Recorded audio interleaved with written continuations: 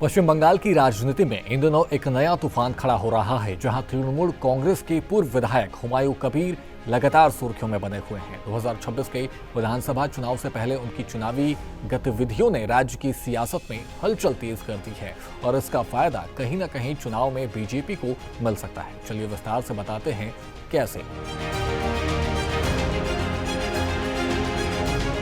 दरअसल मुर्शिदाबाद में बाबरी मस्जिद की तर्ज पर मस्जिद की नींव रखे जाने को लेकर के बड़ा विवाद खड़ा हो गया था और इसी घटना ने कबीर और टीएमसी के बीच दूरियां बढ़ा दी और तृणमूल कांग्रेस ने अनुशासनहीनता करार देते हुए हुमायूं को पार्टी से निलंबित कर बाहर का रास्ता दिखा दिया था। निलंबन के बाद हुमायूं कबीर ने अलग राजनीतिक रास्ता अपनाने का फैसला किया। 22 दिसंबर 2025 को उन्होंने जनता उन्नयन पार्टी JUP के गठन की घोषणा की और इसे बंगाल की राजनीति में एक नए विकल्प के रूप में पेश किया और पार्टी के लॉन्च के साथ ही कबीर ने कई विधानसभा सीटों पर उम्मीदवारों के नाम घोषित किए।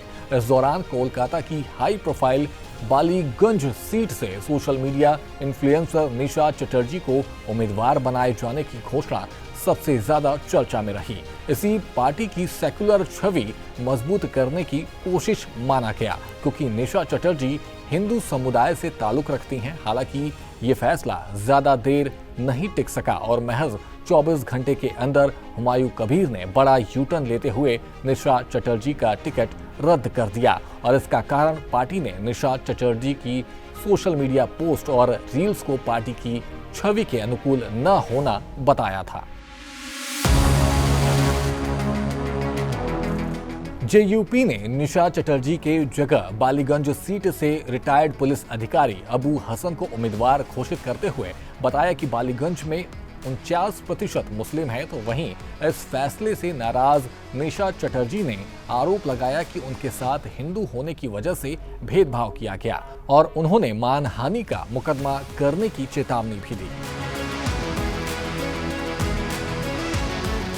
2026 के विधानसभा चुनाव में हुमायूं कबीर की पार्टी तृणमूल कांग्रेस के लिए मुश्किलें खड़ी कर सकती है। खासकर मुर्शिदाबाद जैसे अल्पसंख्यक बहुल इलाकों में कबीर का प्रभाव माना जाता है, जहां उनकी मौजूदगी TMC के वोट बैंक को नुकसान पहुंचा सकती है। साथ ही हुमायूं कबीर ने खुलकर ममता बनर्जी को चुनौती देते हुए दावा किया कि वे तृणमूल कांग्रेस को 100 सीटों पर नीचे रोक देंगे।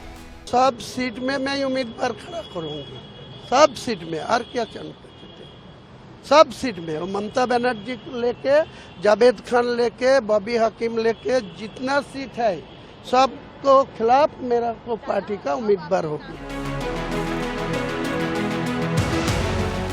इस पूरे राजनीतिक समीकरण का सबसे बड़ा लाभ भारतीय जनता पार्टी को मिलने की संभावना है, क्योंकि अल्पसंख्यक वोटों के बंटवारे से TMC कमजोर पड़ सकती है। साथ ही 2021 विधानसभा चुनाव में बीजेपी को जहां लगभग 38.15% वोट पड़ा था, तो वहीं 2024 लोकसभा में वोट प्रतिशत बढ़कर 41% हो गया था। एक तरफ जहां बीजेपी को वोट प्रतिशत बढ़ रहा है, तो वहीं अल्पसंख्यक वोटों का बंटवारा बीजेपी के हित में जा सकता है।